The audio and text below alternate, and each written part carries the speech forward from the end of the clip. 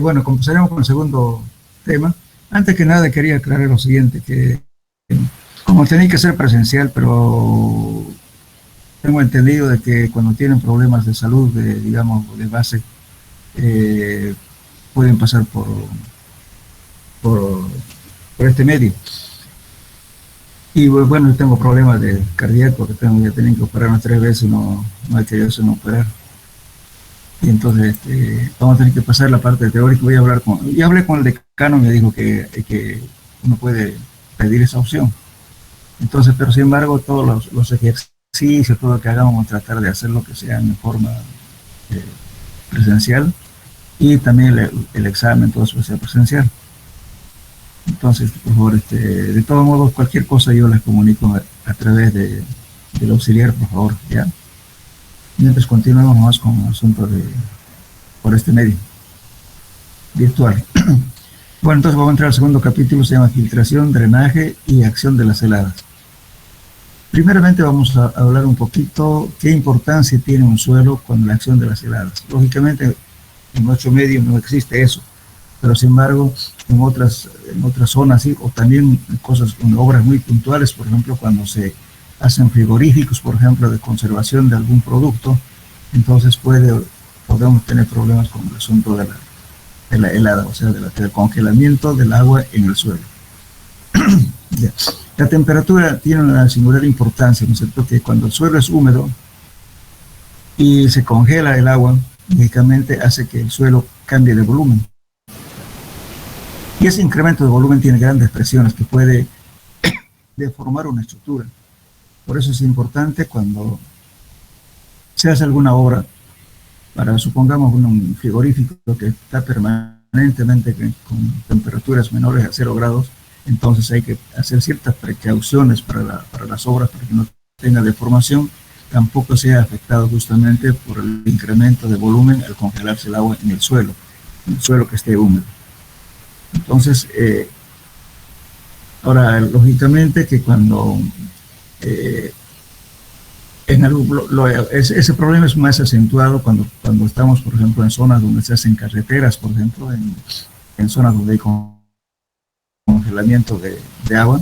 Entonces, eso es un problema porque el agua, o sea, la humedad que tiene el suelo, eso hace que se congele y incremente el volumen. Entonces, hacer pavimento, cuando se hace pavimento rígido, por ejemplo, tiene bastante problema.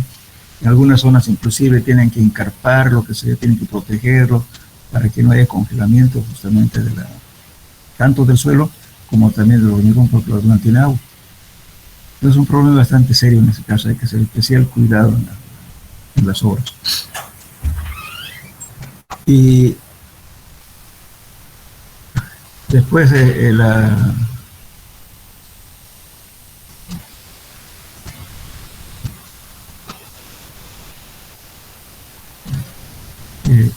ahora, lógicamente, el control, ahora también otro caso es que cuando el agua, por ejemplo, si tenemos mucha agua en el suelo, también es un problema, ¿no es cierto? Porque hay que ya pensar en cómo vamos a evacuar esa agua para que no haya problema, o bajar niveles de agua cuando se va a hacer una obra determinada. Supongamos que vamos a hacer un sótano a 5 metros, digamos. Generalmente los sótanos tienen aproximadamente una profundidad de 3.5 metros, aproximadamente. Cuando el semisótano tiene unos 50 hasta 2. Y hay edificaciones que se está haciendo ahora con 3 o con 4 subsuelos. ¿Por qué? Porque a veces el plan asegurador no deja que se suba más. Entonces, ¿qué hacen? Tienen que ganar justamente la altura en profundidad. Entonces hay varios edificios que se está proyectando, además está en construcción. Por ejemplo, la torre que se está haciendo en la avenida San Martín, al lado de la Manzana 40, hay un edificio que se va a hacer de 34 pisos. Ahí, por ejemplo, tiene, si no me equivoco, son 4 subsuelos. Es un problema de agua. Y el agua no solamente produce el problema, digamos, del desmoronamiento o como lo puedo decir, un cambio de volumen en el suelo, también produce un empuje, que enseguida después vamos a ver eso. Un empuje que se llama supresión. Ese empuje a veces es tan grande que puede levantar cualquier estructura. Por eso después de una lluvia y los tanques cuando son como de combustible, por metálicos, muchas veces después de una lluvia resulta que aparecen arriba, ¿sabes?, sobre la superficie. O una piscina, por ejemplo, cuando está vacío. Y llueve, entonces el nivel de agua asciende y aparecen empujes. Ese empuje se llama supresión, de empuje de abajo hacia arriba. Y por consiguiente, lógicamente, que la piscina no está calculado para ese esfuerzo de abajo para arriba, está siempre calculado para el esfuerzo de arriba por el peso del agua. Entonces produce fisuraciones o levantamientos. Es lo que vamos a tratar de hablar en este tema. Entonces, el control de contenido de agua, humedad, de control de movimiento del agua en los suelos son aspectos de vital importancia en la ingeniería de los suelos. Estos problemas presentan al realizar las excavaciones, como estamos diciendo, construir caminos. Por ejemplo, un camino que harían, supongamos que tienen que pasar una zona anegadiza o saben que el nivel de agua está a pie del talud, digamos, del terraplén. Muchas veces se hace lo que se llama el dren francés. El dren francés no es más que colocación de camada de piedras, ¿no es cierto?, debidamente acomodadas y compactadas. Sobre eso ya se coloca otro material y se puede subir el terraplén. Entonces el dren francés sirve de que hace que pase el fluido, en este caso el agua, ¿no es cierto?, sin alteraciones hacia arriba. Y también entonces de ese modo se evita de que el agua se acumule en las olas aledañas. Este tipo de obra de tren francés lo pueden ver muy cerca. Por ejemplo, en el camino que está yendo a Urubó, a la entrada de la San Martín hay un puente. Pasando ese puente que hay, antes de llegar al puente grande, van a ver, si ustedes se fijan abajo, a ambos lados, hay piedras. Sobre esa piedra en realidad se ha colocado, ¿no es cierto?, ya la otra capa y encima se colocó el pavimento. También a veces llamamos el pedraplén. El pedraplén también es lo mismo. Bueno, el dren francés sirve para drenar fácilmente con poco espesor, pero el pedraplén puede, en vez de levantar un terraplén, podemos hacer de piedras, entonces se llama pedraplén. Eso también es un elemento muy importante en que deja fluir el agua, hace pasar el agua sin que se acumule en las aguas arriba, digamos, ¿cierto? Después que puede que rebalse y se pase por la parte superior del pavimento. Todos son sistemas que se emplean justamente para el problema cuando hay acumulación de agua. Como les digo, alguna vez reduzcan su velocidad cuando están pasando al puente, van a ver, hay un pedraplén del puente pasando un poquito más allá, casi hasta la entrada del puente principal, del puente viejo. Ahí se ha colocado eso justamente para no obstruir cuando hay rebalse de agua justamente en la planicie, en la ladera, en la ribera del río Piraí. Bien. Ahora, este tipo de problemas también causan problemas en las excavaciones, como le decía. Una simple excavación, si vamos a hacer, por ejemplo, para colocar tuberías, digamos, de un colector de aguas hervidas, muchas veces va hasta 3 o 4 metros de profundidad, y sin embargo el nivel de agua está a 2 metros, a 1,50. Entonces, lógicamente, ya ahí empieza a ser justamente un problema para hacer la excavación, habrá que colocar intubados, o de repente tengan que colocar sistemas de drenaje, ¿no es cierto?, mediante well point, justamente el tema tengo de eso, el well point, o en su defecto también haciendo pozos, ¿no es cierto?, a mayor profundidad, y se bombea con bombas sumergibles para bajar el nivel freático. Igual en un sótano, y vamos a hacer una obra determinada, ¿no es cierto?, a una profundidad donde hay agua. ¿Qué tenemos que hacer? Tenemos que hacer pozos auxiliares, provisionales, en el cual, lógicamente, que se tiene que ser a mayor profundidad, se colocan bombas sumergibles y se empieza a bombear para bajar el nivel freático.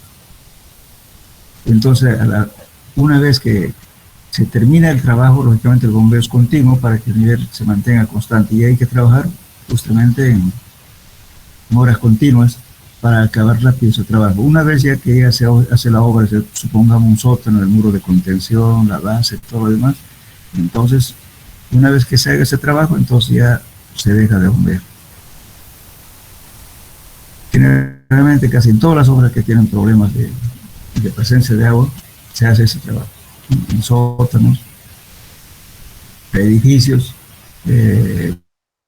para sistemas de, como decía el dato, de colocar tuberías, por ejemplo, ¿no es cierto?, para aguas servidas. En fin, hay que abatir del fregato. Bueno, todo esto causa un problema serio, ¿no es cierto?, todo lo que es manejar el agua. Ustedes han visto en la ciudad cuando llueve, los canales no abastecen para poder evacuar el agua. Es un sistema de dreno. Como no están bien calculadas o de repente no se consideró las pendientes o en su defecto, ¿no es cierto?, de repente por el cambio también climático, entonces las lluvias son más intensas en un tiempo más reducido y por tanto hay rebalse inclusive de muchos canales que no abastecen, digamos, con el caudal de agua. Todo eso es justamente que hay que tener en cuenta en la ejecución de las obras. Bueno, podemos llamar, ahora también quería hablar un poquito de las presas, cuando inclusive si ustedes pueden hacer un dique, por ejemplo. Vamos a ver un poco más detalle después. Yo solamente estoy dando una ilustración para qué sirve este tema. Si supongamos que van a ser un dique, por ejemplo, ¿no es cierto?, para tratamiento de aguas servidas. Entonces, ¿qué es lo que tienen que hacer ellos? Tienen que evitar de que el agua contaminada se infiltre hacia el acuífero que vamos a tomar agua. Entonces, en ese caso, tiene que ser impermeable el suelo de tal modo que no permita la infiltración de las aguas servidas. Entonces, en ese caso, pondremos arcilla debidamente compactada, con un tratamiento de repente de una manta sintética, y luego, ¿no es cierto?, recién asegurado, digamos, la impermeabilidad, recién echamos el agua de aguas servidas para que ese proceso, digamos, ¿no es cierto?, de el tratamiento de aguas servidas, ¿no es cierto?, que hay que tratar de que todos los residuos sólidos que hablan ahí se conviertan en agua que se pueda botar el excedente hacia las cuencas, por decirlo, porque eso va para qué hace. En la laguna de oxidación, ¿no es cierto?, que bota su parte a la cuenca del Río Grande y otra parte bota justamente al río Piraí. En cuestión de la laguna que está en Canalizzuto, botan las aguas ya tratadas al río Piraí. Pero lógicamente el tratamiento de las aguas, digamos, de las bacterias no es tanto problema, ¿no es cierto?, porque al final eso se puede controlar, aunque si hirviendo el agua no puede tomarlo, pero el problema es la contaminación química también. Entonces los químicos que se utilizan, por ejemplo, en la industria, ¿no es cierto?, de fabricación de algunos productos son contaminantes y su valor residual para que se descomponga totalmente tiene que ocurrir muchos años. Entonces eso hay que tomar en cuenta también, ¿no? Pero justamente estamos tratando de los problemas que causa justamente la presencia de agua. Lógicamente tampoco con agua no es fundamental para la vida, pero depende en qué circunstancias, ¿cierto? Especialmente las obras cuando hacemos nos causa un problema para poder controlar este asunto. Y bueno, la energía que posee una partícula de agua está en tres formas. Uno que es energía potencial debido a su altura, la energía de presión debido a la presión del agua y energía cinética. Generalmente esta energía cinética en suelos casi no se lo toma en cuenta debido a que la velocidad que fluye el agua es a muy baja velocidad. Por ejemplo, en el caso de las arenas está 1 por 10 a la menos 2, a la menos 1, y en arcillas está 1 por 10 a la menos 8 a la menos 9 centímetros por segundo. Ese es digamos, su coeficiente de permeabilidad en las arcillas. Entonces, una velocidad muy baja y por tanto no es de gran importancia la energía cinética. La energía del agua se expresa generalmente como carga, una dimensión lineal que se expresa en kilogramos por kilo. Y la altura que asciende el agua se llama piezómetro, o nivel piezométrico. Por ejemplo, ya que estamos hablando de este sistema, supongamos que el nivel de agua está a 3 metros. y voy a hacer yo mi construcción a 2,50, de repente a 2 metros. Entonces, cuando se libera justamente el peso del confinamiento, justamente la presión a veces del agua que se descontrola y el agua asciende para arriba. Entonces, para esos casos, es conveniente cuando se hace un edificio o una obra muy importante colocar piezómetros. Los piezómetros no son más que tubos, ¿no es cierto? Que se coloca, puede ser un tubo de 2 pulgadas o a veces 3 pulgadas, no más. Entonces, lógicamente, debidamente ranurado para que el agua ingrese y, digamos, se puede monitorear para controlar cuál es la ascensión del agua a diferentes tiempos, ¿no? Hay que ir midiendo, monitoreando. Ahí, por ejemplo, cuando son obras muy importantes, los piezómetros se hace un control durante 1 año o 2 años, dependiendo de las diferentes etapas del año. ¿Qué pasa, por ejemplo, en las épocas de lluvia? ¿Cuánto asciende? Y en época de estiaje, ¿cuánto bajan las fluctuaciones, digamos, de los niveles? Eso se hace cuando se hacen obras importantes. Inclusive ahora cuando son obras grandes, por ejemplo, de estructuras, que uno va a ir, ese yo, 3 sótanos, digamos, abajo, entonces ya merita hacer ese tipo de estudios, digamos, cómo influye justamente en diferentes épocas del año el efecto de la lluvia. Entonces, las paredes, por ejemplo, o sea, los muros de contención tienen que estar debidamente tratados para que no haya filtración de agua en la parte lateral. Si no se convierte en una piscina, justamente el sótano. Entonces hay que tener mucho cuidado con eso. Y en algunas partes, por ejemplo, en las represas, por ejemplo, cuando el embalsamiento de agua se colocan piezómetros en las zonas estratégicas para ver el control justamente de los niveles de agua y cómo está actuando justamente los niveles de agua. Y bueno, entonces el tratamiento de agua es bastante, ¿cómo puedo decir?, difícil de solucionar. Bien. Bueno, cuando estamos hablando justamente del agua, tenemos aquí, como decía, aquí este es un nivel de agua que estamos haciendo. Aquí tenemos un flujo de agua, el agua está a una velocidad muy baja, pero sin embargo está en permanente movimiento. Por esa misma razón, por ejemplo, muchas veces se equivoca la gente. Supongamos que hacen ustedes un pozo de agua. No lo han usado durante 5 años o de repente 10 años. Y, lógicamente, en el momento de la construcción del pozo, el agua tenía mayor caudal, los acuíferos estaban en mejores condiciones. Pero resulta que el agua, cuando circula el agua a baja velocidad, está pasando justamente por las ranuras de los filtros. Entonces, al pasar está dejando sedimentos. Al final, a veces se bloquea, entonces sí, se acumula las sales ahí, ¿no es cierto? Y empieza la ranura, y por tanto el agua ingresa muy poco. Entonces, muchas veces cuando el pozo está sin utilizar, primero antes de colocar la bomba, es preferible limpiar. Para la limpieza de eso, hay varias formas de limpiar. Uno puede ser por pistoneo, otro puede ser echando un compuesto químico. Es bueno, eso funciona bien cuando los tubos son de plástico.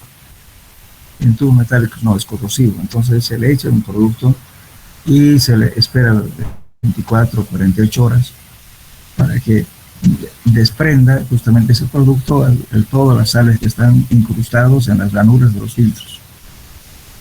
Después se hace una limpieza y queda otra vez el pozo en buenas condiciones. Pero eso no se puede hacer, por ejemplo, en tubería metálica, porque es corrosivo el producto. En plástico funciona bien. Y entonces hay cosas que a veces no se trata, la velocidad de agua que es muy baja. Por eso, también mucha gente considera, ¿no es cierto?, cuando hace un camino, por ejemplo, en una zona plana, y no es cuestión, digamos, de hacer muchos kilómetros sin ninguna alcantarilla. Tenemos un flujo superficial lento, pero existe. Y por tanto, cuando se hace un camino sin alcantarillas, que no es cierto, para que haya flujo de agua, resulta que después se convierte en una laguna y el agua por general se pasa sobre el pavimento o sobre la carretera. Siempre, inclusive están normados en carreteras, dicen caminos que son planos, debe haber una alcantarilla cada tantos kilómetros. Está normado, sí. Bien. Entonces, cuando vemos, aquí vamos a ver justamente dices, por ejemplo, si en dos puntos diferentes de una misma masa continua de agua hay cantidades diferentes de energía, habrá un movimiento. Lógicamente, para que haya movimiento del agua tiene que haber una pérdida de carga, ¿cierto? Uno de mayor altura, mayor presión, otra a menor presión. Aquí podemos ver esto. El agua está aquí, pero pasa por acá. Para que vaya por aquí, tiene que ver esta pérdida de carga. Este delta H es pérdida de carga. Altura H1 menos H2. Eso es pérdida de carga. Bueno, y la longitud que recorre el agua, lógicamente va a ser de aquí hasta acá. Este L. Viene a ser este valor de aquí. Entonces, Darcy plantea justamente este problema de filtraciones de la siguiente manera, basado en su ecuación de la continuidad. Dice que Q, que es el gasto que pasa por un área determinada del agua, está multiplicado por coeficiente de permeabilidad y es la gradiente hidráulica. El gradiente hidráulico no es más, ¿no es cierto?, la diferencia de H1 menos H2 dividido entre la longitud que recorre el agua. Ese es el gradiente hidráulico, multiplicado por el área transversal por donde atraviesa el flujo. Entonces, este es un gasto.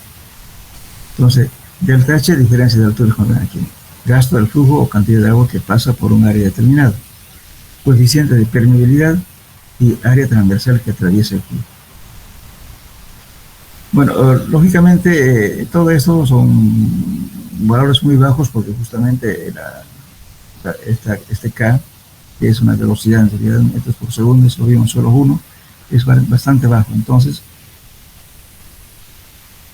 ahora para ver, digamos, en caso de muy rara vez se va a dar, por ejemplo, en un fluido que estén dentro del régimen turbulento. Generalmente eso se da en las laderas muy pronunciadas y que tenga abajo un suelo impermeable y el flujo tiene que ser a través de otro material permeable. Y sí podemos tener flujos, digamos, en un régimen de turbulento.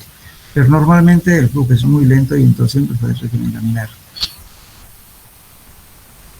Bien, lógicamente para que haya filtración, la primera condición que es que el suelo tiene que estar totalmente saturado. Si el suelo no está saturado, entonces no hay filtración. Entonces la condición para que haya una filtración tiene que haber la saturación del suelo. Bien, filtración de un suelo saturado y reducción del flujo. El flujo del agua a través de un suelo saturado se puede presentar esquemáticamente por líneas de flujo. Son las partículas de agua en movimiento. Aquí lo vemos esto. Por ejemplo, este caso, supongamos este es un corte, ¿cierto? Y aquí tengo un suelo cualquiera, y aquí tengo una tabla estaca, un elemento, puede ser plancha metálica, o puede ser madera, lo que sea, o hormigón. Entonces esto es impermeable. Entonces, si yo echo agua acá, de mayor altura, el agua va a pasar justamente por aquí, por la parte más corta posible, y pasa a otra altura. Entonces, estas líneas que hace el recorrido el agua se llaman líneas de flujo. Líneas de flujo. Entonces, aquí justamente esta diferencia de esta altura con esta altura es la pérdida de energía, pérdida de carga. Entonces, para que el movimiento del agua ocurra, siempre tiene que haber una pérdida de carga. Entonces, bueno, ahora,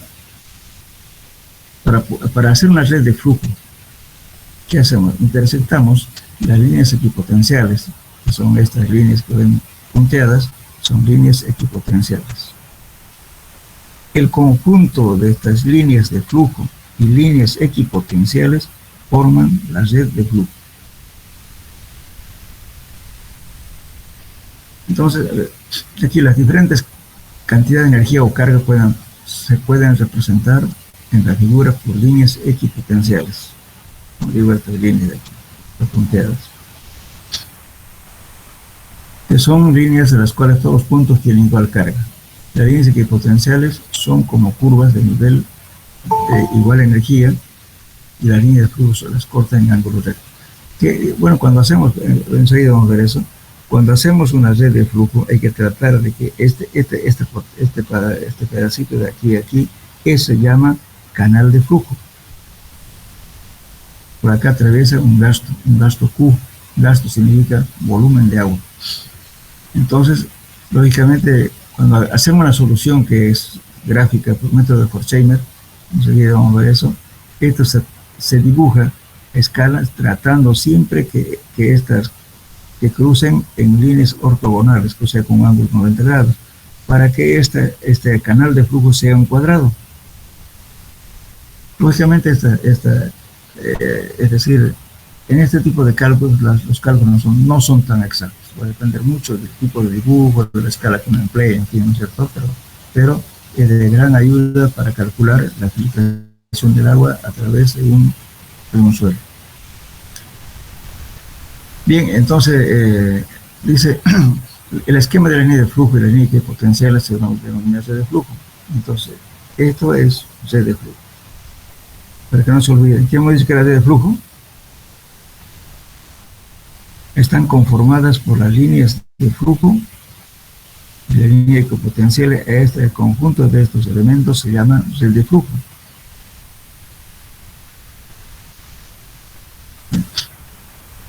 Bien, entonces el esquema de línea de flujo y equipotencial es una red de flujo y es un instrumento muy útil para la solución de los problemas de filtración de agua. Bueno, si el flujo, perdón, si el medio por donde va a atravesar el flujo de agua es homogéneo, entonces se puede aplicar justamente una deducción matemática del flujo, que es justamente la ecuación de Laplace, que enseguida vamos a ver una ecuación. De todos modos, para demostrar, el autor hace que el flujo sea en sentido X y en el sentido Y. Esto es la gradiente hidráulica, que es diferencial de H sobre el diferencial de L, que es la longitud que recorrió el agua, y esta es la pérdida de carga. Entonces, haciendo estas ecuaciones, ¿no es cierto?, en sentido X y en sentido Y, entonces, así plantea una ecuación y diferencial, o sea, dice, por ejemplo, la velocidad de filtración y la cantidad de flujo o gasto dividida entre el área de flujo, y las ecuaciones pueden dividirse así. Y la velocidad de flujo es K diferencial de H sobre diferencial de X, igualmente en sentido Y.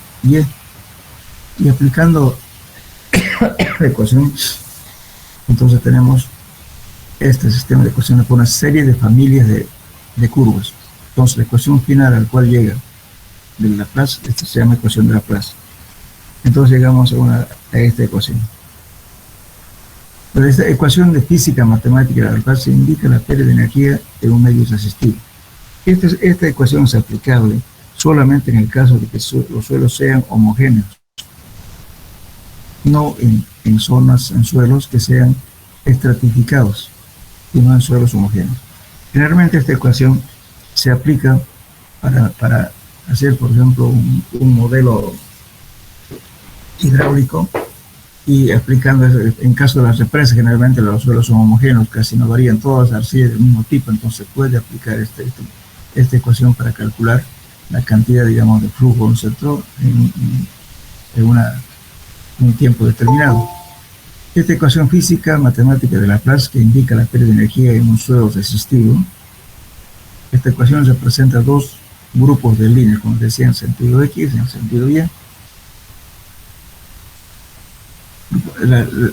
Entonces, el grupo de líneas, de cada una de las cuales contiene un número infinito de curvas paralelas, las cuales se intersectan en ángulo recto.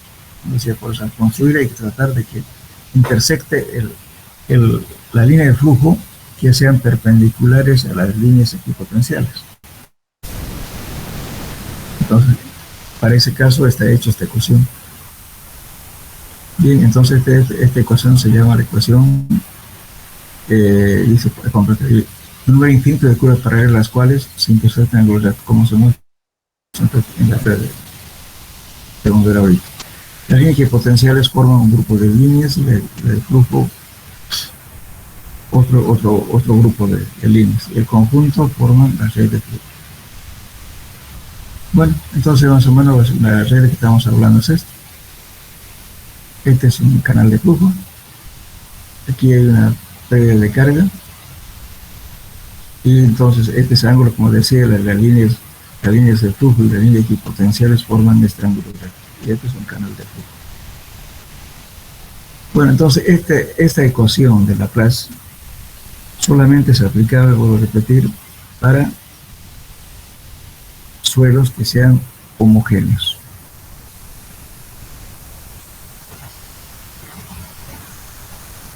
Hay una tesis, hace muchos años se hizo por una tesis que justamente era para la represa de Concepción. No me acuerdo el nombre del autor, pero está en la biblioteca. Pero las personas que quieran hacer un modelo para cualquier represa pueden usar como base justamente esa tesis. Lógicamente está en un lenguaje de antes que la de Fortran. Pueden ustedes aplicar estas ecuaciones y hacer un modelo hidráulico concepto de cualquier presa que tenga, pero en condiciones que sean de suelos homogéneos. Generalmente en el núcleo central, ¿cierto?, de una represa siempre se utiliza un suelo homogéneo. Rara vez vamos a utilizar, a no ser que sea solamente un suelo que sirve de apoyo, porque el impermeable puede colocarse solamente en la parte central del dique de contención y también en la base, para que no se infiltre agua. No necesariamente la laguna que vamos a hacer tiene que tener condiciones, digamos, que sean impermeables. Por ejemplo, Sabapac ha hecho lagunas, por ejemplo, de oxidación en zonas que son permeables, pero que ha hecho un tratamiento adecuado, revistiendo con arcilla una capa y con mantas sintéticas, y luego también el dique en sí, digamos, ¿cierto?, para el muro, no para el muro, sino para el dique que ha hecho. Simplemente han colocado en el núcleo arcilla y en la parte lateral es un suelo granular que sirve simplemente de apoyo. Entonces, lógicamente, lo que aquí van a calcular justamente no es el suelo que está haciendo de apoyo al dique, sino del núcleo principal, que eso finalmente es homogéneo. Entonces pueden hacer un modelo hidráulico para esos casos.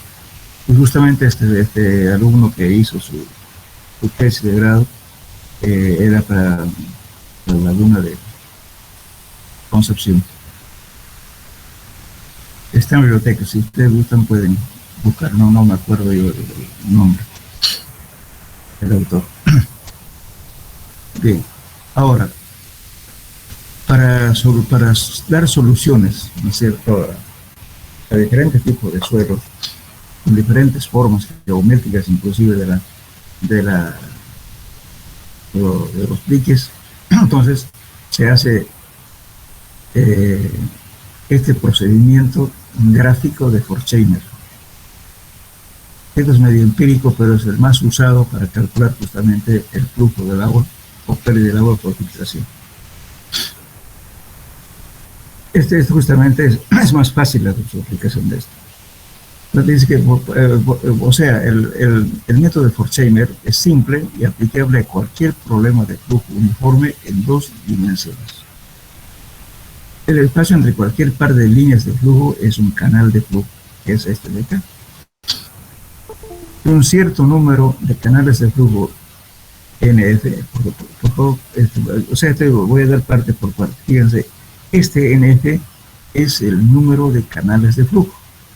Este número, ¿cuántos voy a considerar? Se selecciona de manera que el gasto es el volumen de agua que atraviesa un canal de flujo.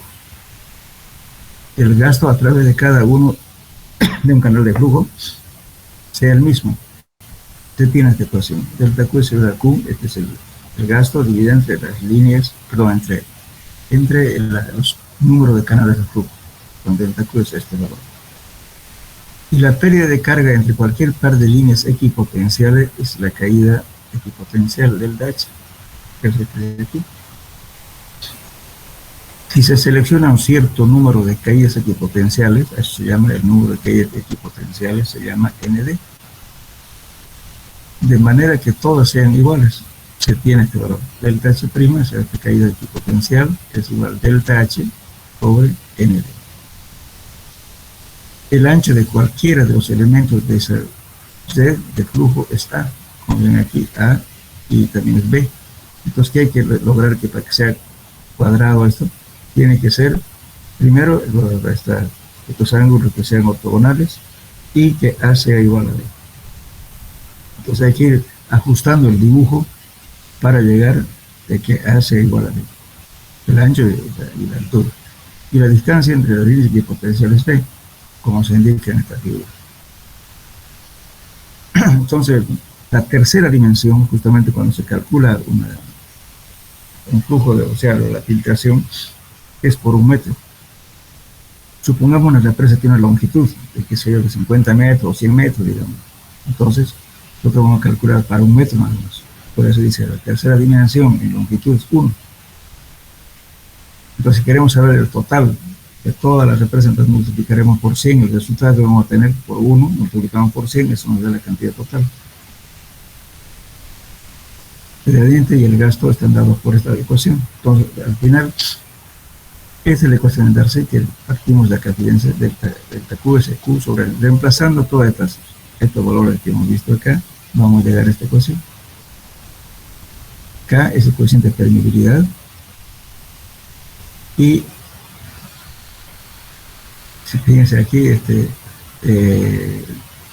delta H hace delta H sobre N, ND sobre el ancho multiplicado por A.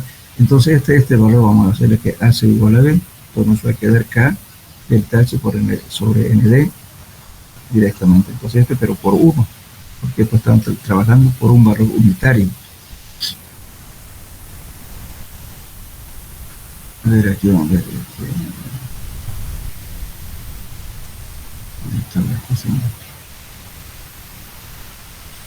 Bueno, la ecuación que partimos justamente es esto de aquí, esta ecuación.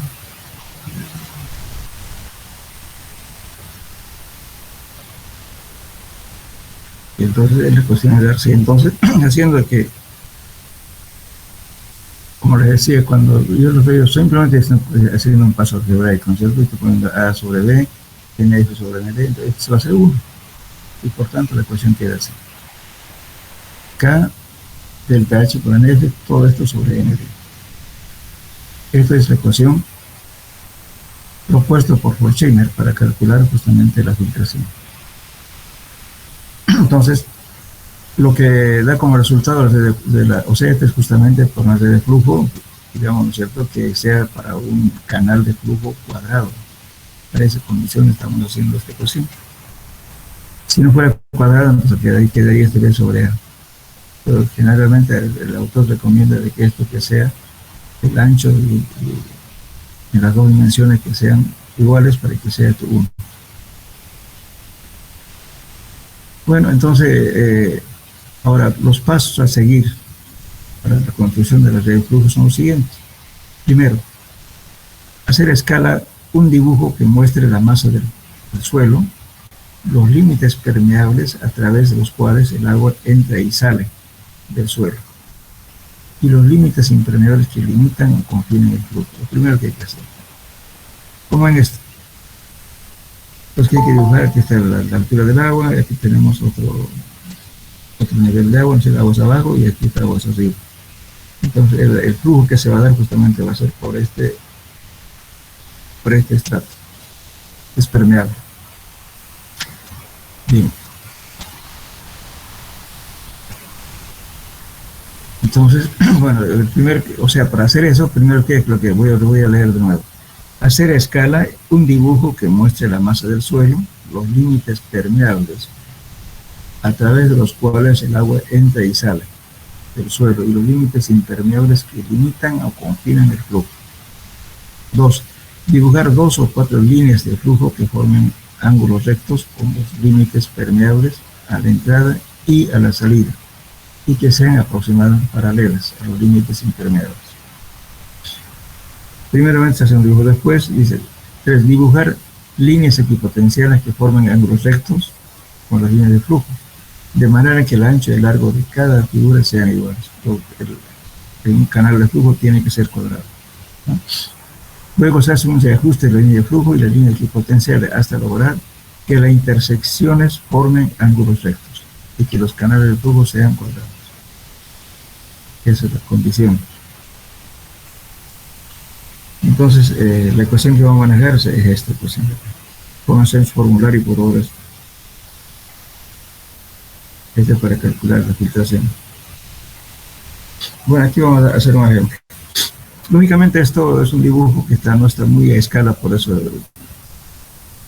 no va a coincidir posiblemente con los valores que vamos a dar, pero eso también cuando es un método gráfico, siempre, ¿no es cierto? A veces se hace una compensación, un cuadrado con la mitad del otro cuadrado, por ejemplo, o sea, si son tres partes de un cuadrado, entonces pondrá, ¿no es cierto?, un cuadrado y entre tres, o sea, se compensa las áreas. Eso siempre, inclusive, no sé si han visto en topografía, los que no estén acostumbrados ya ustedes a la tecnología actual, todo lo hacen con AutoCAD. Pero antes, cuando no había ese programa, si ustedes no tuvieran ese programa, ¿qué harían para calcular áreas, por ejemplo, digamos, de una hacienda? ¿No es cierto? Que consiguen un plano general, lo hacen a escala y luego lo pueden dividir en cuadraditos todo el área, ¿no es cierto?, que hace, porque la forma geométrica de repente esa hacienda es irregular. Entonces hacen cuadrados en dos direcciones, X, y se coloca cuánto vale cada cuadrado. Entonces la suma de todos los cuadrados, ¿no es cierto?, entonces va a ser el área. Ahora, si ese cuadrado estuviera, digamos, la mitad o otro un tercio, que se va compensando esos cuadrados. Lógicamente no es un método muy exacto, pero da una aproximación. Entonces, aquí el ejemplo que está señalando es lo siguiente. Calcular el gasto de filtración bajo la presa de la figura, de la figura. Si el coeficiente de permeabilidad es igual a 0.0015 centímetros por segundo, este es un valor que tenemos que tener de entrada de este valor de coeficiente de permeabilidad. Eso tenemos que conocer. Y los niveles de agua sobre la base de la presa son las siguientes. Esta es una presa. Fíjense, este es un estrato, perdón, este es un material que puede ser hormigón o cualquier o arcilla, pues en este caso este es impermeable. Este es el que forma el líquido. Entonces tiene aguas arriba, tiene una altura de 18.30 metros. Y el estrato por donde va a ocurrir la filtración tiene 24.40 metros. Y ahora la altura de que va esta altura de la presa de aguas abajo tiene 12.20 metros. Entonces, ¿qué hacemos? Vamos a calcular justamente, fíjense, de la red de flujo, dice, es de este dibujo, ya, este es un dibujo, ¿no? Pero como le digo acá, por ejemplo, este es el del libro de software, por si acaso, ¿no? O sea que no es mi invento, es el libro de software, está la bibliografía al final. Entonces está considerando la red de flujo de NNF, las líneas de flujo son 3, pero en este caso para 1, 2, aquí falta 1, se llama el dibujo, este hay que ser 3. Pero si fuera la mitad, esto muchas veces se considera la mitad, puede ser entre 3.5, 2.5, en este caso estamos considerando 3, el dibujo está mal hecho. Ya. Y dice, y el número de ND que era, este ND, fíjense aquí estamos utilizando el ND, era el número de equipo. Q viene a ser el número de líneas de flujo. Y ND viene a ser las caídas equipotenciales, que son estas de aquí. Entonces aquí estamos dando que es línea equipotenciales ND, en el ejemplo. ND entonces va a ser igual a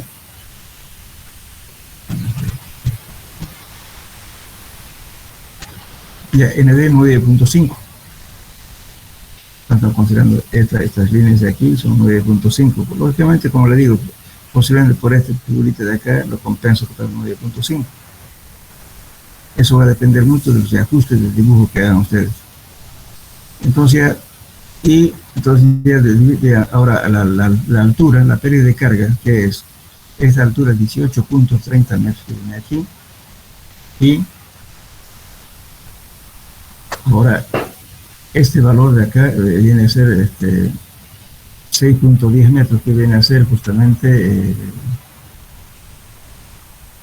esta altura de aquí es 12.20 menos 18.30 nos da justamente 6.10. Entonces esta es la pérdida de carga que hay. Entonces de aquí a la altura del agua que está aquí, entonces estamos dibujando, esto nos da 6.10 y nos va a dar un resultado justamente de multiplicando todo esto, ¿no es cierto? Los valores que tenemos aquí nos va a dar 0.09 metros cúbicos por minuto. Esto lo podemos expresar si quieren por segundo, dependiendo de las unidades que estemos utilizando aquí en el coeficiente de permeabilidad. Ahora, si queremos saber, esto también está por metro, porque es un valor unitario. Ahora, si yo quiero saber, ¿no es cierto?, por toda longitud, tengo que multiplicar por toda la longitud de la presa.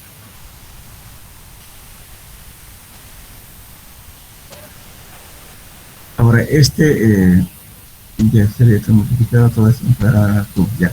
Ahora, la longitud de la presa es de 259 metros, entonces esto nos da 0.09 metros cúbicos por minuto, pero en toda la longitud de la presa. No sé si me he renunciado hasta que no está, pero ¿qué quiere decir? Aquí, o sea, la longitud en este sentido, ¿no es cierto?, del cierre, es justamente 259 metros. Entonces este resultado que hemos sacado aquí lo estamos multiplicando por 256. Aquí este resultado nos dio justamente, ¿no es cierto?, por segundo. Entonces aquí nos dan metros cuadrados segunda, pero está multiplicado por un metro, 300 metros cúbicos por segundo. Aquí falta 300 metros cúbicos por segundo. Ahora, si lo multiplico por toda la longitud, entonces me va a dar justamente metros cúbicos por minuto, que ya estoy multiplicando por 60. Como está por segundo, lo estoy convirtiendo en minutos. Si quieren, pueden expresar por días, por año, como quieran, ¿cierto? Entonces ya el resultado que nos va a dar es esto multiplicado por un metro. Pues con eso da metros cúbicos segundo. Porque ese resultado está calculado para un metro de faja de la represa. Lógicamente, sí, o sea, en este caso, ¿no es cierto?, muchas veces no siempre va a presentar de esta forma un dique.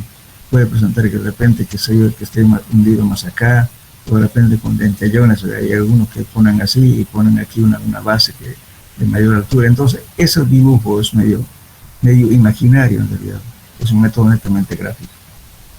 No hay por eso de la apreciación de un autor a otro va a variar, no va a ser la misma. De todos modos, yo les voy a dar un práctico. No está resuelto los ejercicios, pero voy a dar los datos de entrada y los resultados. Lógicamente ustedes nunca van a sacar lo mismo que el autor sacó, pero van a aproximarse a su valor. Le voy a pasar unos diques que ir con los datos y ustedes van a calcular, y además le voy a pasar la respuesta del autor. Son preguntas, como se puede decir, con respuestas, pero no está el dejador. Pero entonces el mismo proceso tiene que ir ajustando cada vez para llegar al valor más o menos que da el autor. Esa es la respuesta.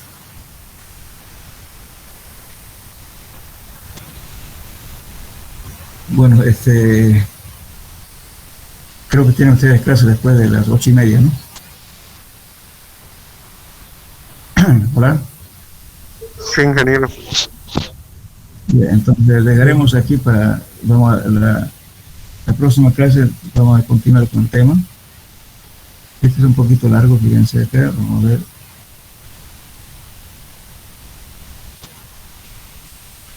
Bueno, sí, la próxima clase es lo que vamos a hacer, entonces que vamos a quedar en este punto. Después, por favor, la próxima clase, porque hay gente que aún quería entrar, llega muy tarde. ¿Qué les parece? Habíamos quedado, ¿no es cierto?, a las 7:30, ¿no es cierto?, el día miércoles, ¿no? Es hora, por favor, ¿ya? Pero 7:30 por corto no voy a dejar entrar a nadie, ¿no? ¿Ya? Hasta 7:30 tenemos tolerancia. Entonces, quedamos aquí.